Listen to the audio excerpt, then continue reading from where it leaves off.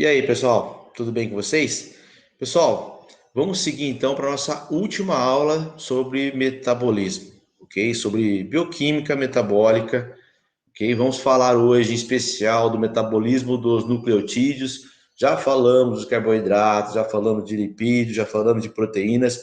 E agora, para a gente finalizar, né, vamos encerrar com o metabolismo dos nucleotídeos. E vamos também falar do ácido úrico hoje, ok? Bom, pessoal, quando nós falamos de nucleotídeos, nós logo nos lembramos dos ácidos nucleicos, ok? Principalmente ali, né? A gente está falando de DNA e RNA, que são os ácidos nucleicos. Os ácidos nucleicos DNA e RNA, eles são polímeros, né? Polímeros de nucleotídeos, ok? Que formam então os nossos ácidos nucleicos, DNA e RNA. DNA e RNA são os chefões da célula, né? São eles que controlam todo o metabolismo de uma célula. Então, quando nós falamos, né, de nucleotídeos, logo nós pensamos nos nucleotídeos, né, em uma forma polimérica, né, que formam então os ácidos nucleicos, DNA e RNA. Mas, né, nós não podemos também esquecer, né, que muitos sinalizadores celulares também são nucleotídeos, né? Por exemplo, o AMP, né, adenosina monofosfato, AMP cíclico, ADP ribose. Todas essas moléculas são nucleotídeos e são sinalizadores celulares, desempenham funções dentro da célula. Legal? Então, formam ali um outro grupo, né? Outras funções também dos nucleotídeos, que são, né, os sinalizadores celulares. Além disso, nucleotídeos também, né, são responsáveis pela produção de energia, pela liberação de energia. Ora, por exemplo, aqui ATP, GTP, tá bom? A adenosina trifosfato, guanosina trifosfato. Além disso, né, não acabou ainda, né, as funções dos nucleotídeos, ok? Que são, né, a participação como coenzimas, né? Coenzimas seria com coadjuvantes, né, enzimáticos, ok? Que atuam junto com enzimas, né, durante um processo bioquímico, ok? Por isso é chamado de coenzimas. Não são moléculas que substituem enzimas, e sim moléculas que atuam em conjunto com as enzimas, ok? Que os nucleotídeos também desempenham uma importante função, né? Muitas vezes nós falamos da coenzima A, ok? NAD, FAD, tudo isso aqui são nucleotídeos. E por fim, né, para a gente então finalizar, os nucleotídeos também ativam várias vias biosintéticas, ok? Um exemplo, inclusive, que nós já vimos lá no metabolismo da, da galactose lá atrás, né, que é a UDP-glicose. Tudo bem? Também é a base de nucleotídeo. Ok? Então percebam que os nucleotídeos, né, de uma forma geral, desempenham inúmeras funções na célula.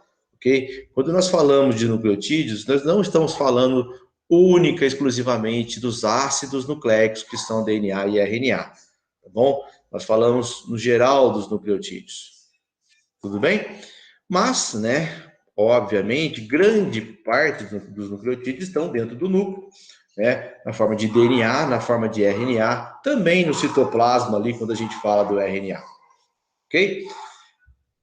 Então, beleza, nós entendemos então o que são os nucleotídeos, né, o que eles compõem e as funções que eles desempenham, beleza. Os nucleotídeos, eles podem ser, né, agrupados, né, em dois grupos, que são, né, as bases purínicas e as bases pirimidínicas, ok? Ou pirimídicas, é a mesma coisa. Bom, essas bases, né, tanto púricas ou pirimídicas, né, ou purínicas, pirimidínicas, ok? Vem de onde? Vem da nossa alimentação, Ora, quando nós comemos, né, alimentos ricos em proteínas, por exemplo, que são células animais, né, por exemplo, como a gente come uma carne é rica em proteína, beleza? Mas são células que nós estamos ingerindo, e nessas células nós também estamos consumindo o núcleo dessas células. E dentro do núcleo dessas células tem, né, é rico em nucleotídeos, em ácidos nucleicos, e os ácidos nucleicos, DNA e RNA, né, são compostos por nucleotídeos. Ok? Então, quando nós comemos também alimentos de origem vegetal, nós também estamos ingerindo nucleotídeos. Bom, além disso, os nucleotídeos vêm do nosso próprio metabolismo, ok? Da degradação de células mesmo nossa, né? Por exemplo, em processo de renovação de células, ok? Todos os constituintes das células, né, as moléculas celulares, elas são reaproveitadas e reutilizadas. Então, né, nós temos também uma importante fonte de nucleotídeos, que é o nosso metabolismo. E uma outra fonte importante de nucleotídeos é conhecida, né, como síntese de novo. Quando, né, nós ingerimos os nucleotídeos, quando passam pelo intestino, eles sofrem ação de várias, né, nucleases, que vão quebrar os ácidos nucleicos e os nucleotídeos no geral, e esses nucleotídeos serão absorvidos pela mucosa intestinal, ok? Lá com suas bases nitrogenadas, principalmente as bases nitrogenadas, né, será separado, né, o carboidrato, já vou falar melhor sobre isso, ok? Mas de fato os nucleotídeos eles são degradados na mucosa intestinal, são absorvidos e as bases nitrogenadas são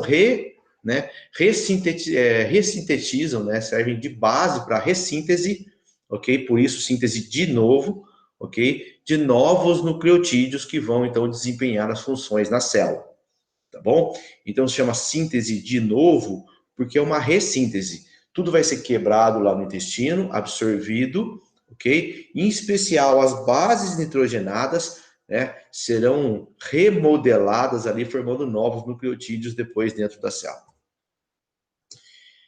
Então, pessoal, as bases que a gente chama de purínicas ou pirimidínicas, enfim, por que elas recebem esse nome, né? Basicamente, os nucleotídeos, desculpa, os nucleotídeos que se formam a partir das purinas são chamadas de purínicas, ok? Exemplo ali no nosso DNA, né? Por exemplo, ali que nós temos a adenina e a guanina. Uma coisa importante da gente saber, né? Obviamente, não precisa saber a composição química total aqui para não dificultar ainda mais a nossa vida, ok? Mas precisamos guardar que a adenina e guanina, ela é formada a partir de uma purina e possui dois anéis. Dois anéis. As bases que nós chamamos de pirimidínicas, ok? São formados, né, a partir da pirimidina, que possui apenas um anel, ok? Quem são as bases pirimidínicas? Citosina, timina e uracilo. Beleza. Essas são as bases nitrogenadas, por exemplo, que formam os meus ácidos nucleicos. Né? Na verdade, né, essas são as bases nitrogenadas, que são esses grupos aqui, né, que formam esse grupo aqui no meu nucleotídeo. Só lembrando, né, relembrando aí, aqui nós temos a nossa base nitrogenada, né, tudo isso aqui é um conjunto, ok? Isso aqui é um conjunto que forma um nucleotídeo. O que compõe um nucleotídeo? Uma base nitrogenada, né? Uma pentose, mais um grupo fosfato. Tudo isso aqui junto forma um nucleotídeo, ok? Lembrando, né? São chamados de purínicos, pirimidínicos, porque a base nitrogenada é formada a partir de uma purina ou de uma pirimidina. Mas um nucleotídeo não é só uma base nitrogenada, ok? Ela é uma base nitrogenada, mais uma pentose, mais um fosfato. Lembrando, no DNA é uma desoxirribose, no RNA é uma ribose. Mas são, né, ambas são, ok, pentoses, ok? Açúcar com 5 carbono. Beleza. Tranquilos? Então, olha lá. Para a gente, né, tentar facilitar um pouquinho aqui, uma representação sem muitos átomos e fórmulas, né, que assusta muita gente. Olha lá. De novo, o nucleotídeo que compõe o ácido nucleico chamado de RNA, ok? Ele tem na sua composição um carboidrato chamado de ribose. Ligado a essa ribose, existe uma base nitrogenada, que no RNA pode ser adenina, uracila, citosina e guanina, mais um grupo fosfato. No DNA, a diferença é a pentose é uma desoxirribose. Como base nitrogenada que constitui o RNA, nós temos adenina, timina, citosina e guanina. Beleza, isso aí eu tenho certeza que vocês lembram muito bem. Inclusive, nós já vimos isso lá em biologia molecular, né? E também tem um grupo fosfato. Durante o metabolismo dos nucleotídeos, uma das coisas que vai acontecer logo de início é a perda do grupo fosfato, ok? Que é uma desfosforilação. Perda do grupo fosfato. Vamos entender melhor o que é isso. Então aqui, ó, nós temos um nucleotídeo. Como que um nucleotídeo, por exemplo, que contém a base nitrogenada, a adenina, ok? Nós chamamos de adenina no DNA, né? É chamada de AMP, adenina monofosfato, ou adenosina monofosfato, ok? Por que monofosfato? Porque tem um grupo fosfato.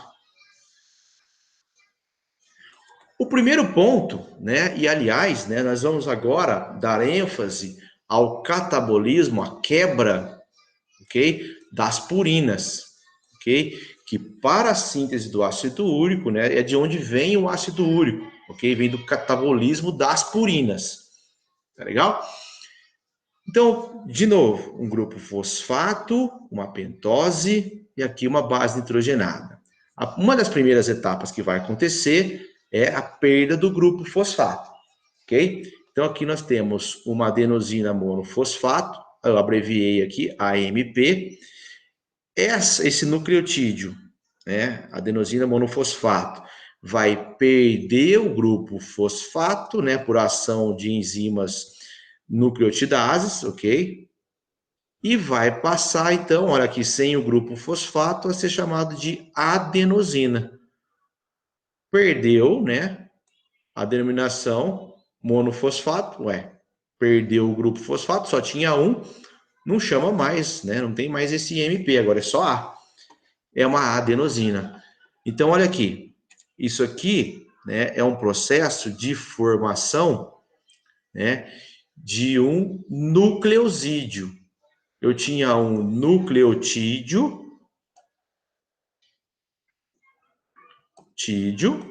difícil de escrever, que por desfosforilação perdeu o grupo fosfato, né, ou seja, perdeu o grupo fosfato e se transformou em um nucleosídeo.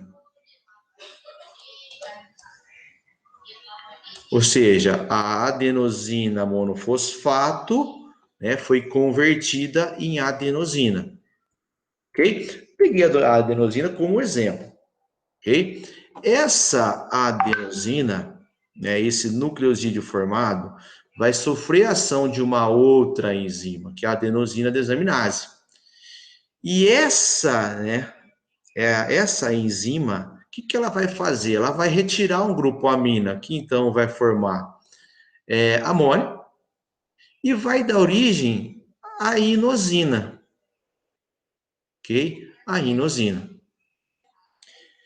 Algumas deficiências metabólicas nessa enzima aqui geram alguns problemas, tá?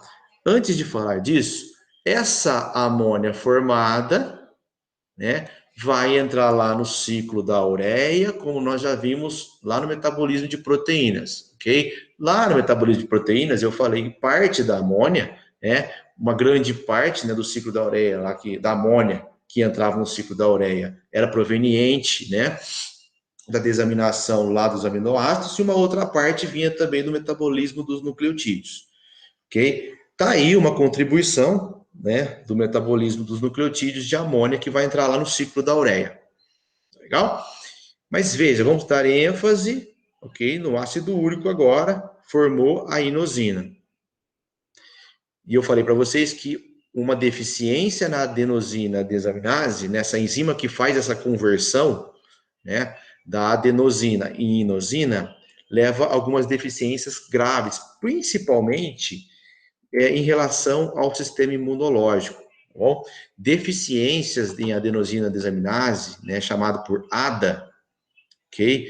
Leva a problemas muito graves, principalmente em processos, tá? De diferentes processos, tá? Mas em especial, ok, dos linfócitos. E aí eu estou falando de linfócitos T, linfócitos B, linfócitos NK, ok?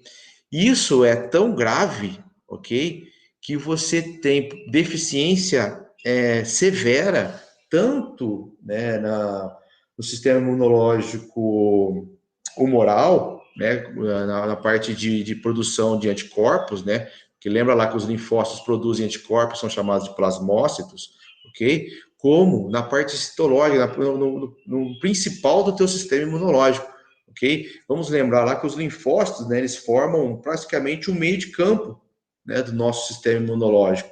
E aí você tem esses linfócitos, ok? Com inúmeros problemas de maturação e não vão desempenhar a sua função, ok? E não é só um tipo de linfócito, praticamente todos eles, ok? Em especial o linfócito T, linfócito B e o NK. Isso vai levar a uma depressão enorme do sistema imunológico. E isso é tão severo, né, que os pacientes afetados, eles precisam viver, né, dentro de bolhas, porque eles não podem ter contato algum com o meio externo. Obviamente, é um erro extremamente raro, ok? Mas uma pessoa afetada, uma pessoa com ADA, ok? Ela precisa viver dentro de uma bolha, ok? Inclusive tem uma história famosa que eu acho que virou filme, né, há muito tempo atrás, ok? De um menino com essa doença que viveu até os 12 anos de idade dentro de uma bolha, ok? Morreu com 12 anos de idade, se não me engano, foi em 1983, 1984, que ele morreu com 12 anos de idade. E ele viveu o tempo todo dentro de uma bolha, ok? Que é esse menino aqui, tá? Ele nunca pôde ter contato com os pais, sempre dentro da bolha, e tinha essas luvas aí que ele podia interagir de certa forma ali pela bolha, tá bom? É uma história aí que virou filme, tá? Um filme antigo já, tá? Que fala dessa história. Obviamente, né? É uma síndrome extremamente rara, pouco estudada, ok? O pouco que tem na literatura, né? Que eu andei pesquisando, diz, né, em deficiências dessa enzima. Né, lembrando que a gente está falando de um grupo de enzimas, tá? Não é de uma enzima específica. Então, existe genes para essa enzima no cromossomo 20. Também existe um outro grupo, tá? Que também sintetiza essa enzima no cromossomo X, tá legal? Então, assim, há diversas variedades possíveis dessa doença. Todas elas são de caráter recessivo, isso justifica ela ser extremamente rara, ok? E o que muda, né, é que ela pode ser autossômica, recessiva, né, está todos os cromossomos em comum entre homens e mulheres, e também, né, em algumas variações dessa doença, pode estar também no cromossomo X, ok? Então, ser uma herança ligada ao sexo, ok? Como eu falei, tem poucos trabalhos relacionados a essa doença, tá legal? Tem sim alguns trabalhos, mas porém pouco se sabe sobre ela, ok?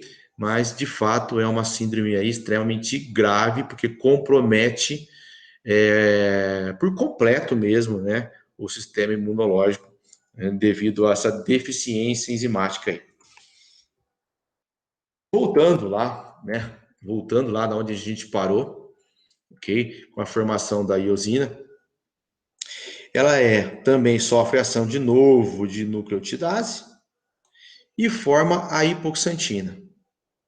A hipoxantina, né, a hipoxantina, sofre ação de uma segunda enzima, de uma outra enzima, desculpa, que é a xantina oxidase, formando a xantina, que é um composto chave, ok, na síntese do ácido úrico, ok? Que é chave na síntese do ácido úrico. Nesse momento aqui, a pentose, né, é desligada, ok, do nucleosídeo e forma então a xantina. Eu fiz de propósito, ok, colocando as fórmulas, mesmo assim não perdendo muito tempo em cima das estruturas químicas, ok, para que a gente compreenda um processo importante do metabolismo das purinas, ok? Que eu vou falar daqui a pouquinho com vocês, ok? Então eu coloquei de propósito, deixei as estruturas químicas de propósito aqui para mostrar um detalhe importante, ok? Um detalhe importante na síntese do ácido úrico. Bom, aqui, né, seria um resumo geral desse catabolismo, né, desse metabolismo das purinas. São várias purinas aqui sendo degradadas, ok, em várias etapas, sob a ação de várias enzimas, mas veja, ok, que a adenosina, olha a adenosina aqui, né, sendo convertida em inosina. A inosina em hipóxido-xantina, formando a xantina. Mas olha, várias outras purinas vão chegar, né, por outros caminhos também a xantina. Também a xantina. Ok? Então, a xantina é a molécula-chave na formação do ácido úrico, porque é a xantina que vai, né, ser convertida em ácido úrico. Em várias etapas desse processo, são liberados a amônia, ok? E também são liberadas água oxigenada. Olha aqui, O2, O2, ok? Em vários momentos aqui dessa via são liberados água oxigenada. Ok? Tudo isso acontece em especial dentro dos peroxissomos, lá na célula. Ok? Lá nesses peroxissomos existe a catalase, que vai neutralizar, né, a água oxigenada, formando água e oxigênio. Ok? Então, todo esse processo, todo esse catabolismo, né, que nós contamos, acontece dentro, né, dos peroxissomos, o catabolismo das purinas. Também, né, para não ficar tão maçante, tão cansativo esse metabolismo dos nucleotídeos, vamos focar nessa xantina, que é a molécula-chave que vai, então, né, ser convertida em ácido úrico, okay? Que vai ser convertida em ácido úrico. Existem muitas medicações no mercado, em especial o alopurinol, né, que atua na xantina oxidase, nessa etapa da via aqui, ó, diminuindo a formação de xantina. Diminuindo a formação de xantina. Ok? Consequentemente, reduzindo a quantidade dessa substância-chave, diminui, por consequência, a quantidade de ácido úrico sendo formado. Ok? Então, essa enzima xantina oxidase aqui é uma enzima-chave, né, alvo de algumas medicações, por exemplo, o alopurinol. Como eu falei para vocês, né? Eu vim contando a história, claro, pessoal, que bem resumido, para não ficar uma aula cansativa, mais uma vez, né? E o que importa para a gente não é conhecer toda a via bioquímica, mas eu acho que é bacana a gente compreender as relações entre todas as vias e entender um ponto-chave aqui. O ácido úrico, ele é um composto com baixa solubilidade, ok? Com baixa solubilidade. E o ácido úrico vai ser excretado lá pelos rins, ok? Vai ser excretado pelos rins. Perceba, ok? Mesmo não nos atendendo ali, sem nos atermos ali à composição química, né, específica dos compostos, dos intermediários, enfim, mas veja que desde o início, né, desde lá dos nucleotídeos, das bases nitrogenadas, dos nucleosídeos, todos os compostos intermediários, da xantina, ok? Da xantina aqui, que é a molécula-chave, até o ácido úrico, que então vai ser excretado, ok? Pouco mudou, né? Algumas mudanças apenas, mas veja que aqui o ácido úrico que vai ser excretado ainda possui, não foi inteiramente, né? A, a, a base nitrogenada não foi inteiramente desmontada, ok? Perdeu alguns átomos, liberou amônia daqui, dali, água oxigenada, mas veja a estrutura do ácido úrico que vai ser liberado. E, como eu falei, o ácido úrico, ele é pouco solúvel, ok? E é o acúmulo desse ácido úrico, é o aumento desse ácido úrico que vai levar, né, à hiperuricemia, que é o aumento sérico do ácido úrico, ok? O aumento desse ácido úrico pode levar à precipitação, à formação de cristais, principalmente nas articulações. E isso aqui vai causar um tipo de artrite, que é chamado de artrite gomosa, que é a famosa gota, ok? Principalmente no dedão do pé, no tornozelo, pode também se ter em outros locais, tá? Joelho, cotovelo, ombro, dependendo ali do grau dessa hiperuricemia, ok? Lembrando também, né, que o ácido úrico é uma excreta, vai ser excretado por via renal, ok? Em condições normais, espera-se uma excreção de ácido úrico em torno de 250 a 750 miligramas em urina 24 horas. É um valor esperado, ok? Essa excreção urinária, né, que a gente faz dosagem na urina 24 horas, ok? Que a gente vai depois falar da urina 24 horas lá na função renal, ok? Representa 2/3 aproximadamente de todo o ácido úrico formado por essas vias catabólicas, ok? Pelo catabolismo das purinas. 1/3 aproximadamente chega a ser consumido pelas bactérias de microbiota intestinal, ok? Mas, né, uma dosagem que a gente pode estar realizando para analisar, né, a via de excreção do ácido úrico é medindo o ácido úrico na urina, ok? O aumento do ácido úrico, que provoca então a chamada gota úrica, acontece pela cristalização do ácido úrico em urato monossódico, né? Aqui por no líquido sinovial, e são esses cristais aqui que levam, né, que desencadeiam reações inflamatórias nas articulações, ok? Lembra lá, provocado, né, pelo aumento sérico do ácido úrico, que é chamado de hiperuricemia, que vai levar à formação de cristais, porque o ácido úrico é pouco solúvel, ok? Tem uma solubilidade muito baixa, e a gente muitas vezes está em um limiar muito próximo, né? Limiar seria um ponto máximo, né, da concentração de ácido úrico, ok? Então, pouca elevação, ok, já pode levar à formação de alguns cristais.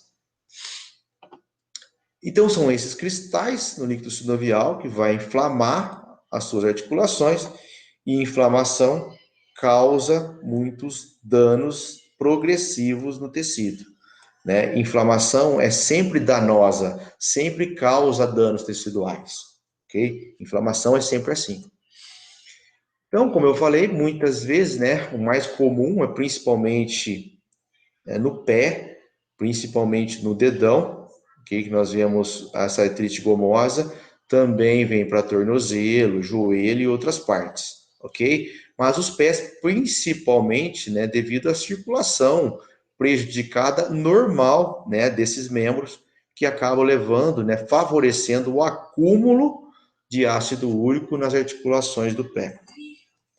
Olha aqui, como eu falei, também pode ter em outras partes, por exemplo, aqui na mão. Inflamação nas articulações levam a várias deformidades ao longo do tempo, né? toda a inflamação, né, prolongada por muito tempo, pode inclusive levar à perda de função. Isso vem lá da patologia geral, lá da patologia que a gente viu, se não me engano, na segunda, terceira aula do curso, ok? E é isso que a gente vê aqui, por exemplo, nas mãos, ok? Essas deformidades aqui provocadas pelos cristais de ácido úrico nas articulações. Bom, mas por que acaba, né, acumulando ácido úrico, aumentando as taxas de ácido úrico sanguíneo? Pode ser por duas causas básicas ali. Um tipo que é chamado de primária, que pode ser pela diminuição da excreção renal, né? O rim coloca o ácido úrico para fora, né? Elimina o ácido úrico. Se a função renal estiver prejudicada, consequentemente, eu tenho uma sobra de ácido úrico sanguíneo, ok? Isso aí é uma relação direta. Eu posso ter também uma maior produção de purina. Existe uma síndrome chamada de Lesch-Nyhan, ok? Que é uma deficiência genética, ok? Em que a pessoa afetada, ela produz muitas purinas, ok? É uma deficiência no gene HPRT1, né, que está no cromossomo X, ok? Bom, o nome da enzima afetada é essa monstruosa aqui, tá? Pode ser abreviada como HPRT, ok? Que é a hipoxantina guanina fosforibosil transferase, ok? Que é, na verdade, uma enzima-chave que vai produzir os precursores das purinas, ok? Tendo uma maior quantidade dos precursores, né, das moléculas que vão formar as purinas, consequentemente vai ter uma maior taxa de produção dessas purinas. Essa síndrome aqui, o acúmulo de ácido úrico é muito danosa, principalmente a tecido nervoso, leva ao retardo mental. As pessoas afetadas também têm um comportamento agressivo, tá? Tem o costume de automutilação, tá legal? Claro, né, uma maior produção de ácido úrico leva, consequentemente, a maior formação de pedras nos rins, ok? E também de artrite, ok? De artrite, que é a gota, ok? Bom, pedras nos rins são formadas por ácido úrico, principalmente devido à baixa solubilidade, mais uma vez, ok? Do ácido úrico, devido, né, ao aumento, ok? Devido ao aumento do ácido úrico sérico. Okay, deixa eu dar uma olhadinha aqui. Não, achei que tinha caído. Bom, causas primárias, né? Eu tenho um problema renal, eu tenho um problema genético, né? Que vai aumentar a taxa de ácido úrico sanguíneo. Mas também, né, existem causas secundárias. Por exemplo, alta ingestão de purinas. Como, por exemplo, se eu tenho uma alimentação rica em proteínas, se eu como bastante carne, por exemplo, consequentemente, comendo muita proteína, eu também estou ingerindo bastante é, purinas, né? Estou me alimentando bastante de nucleotídeos, em especial as purinas, que são as precursoras ali do ácido úrico.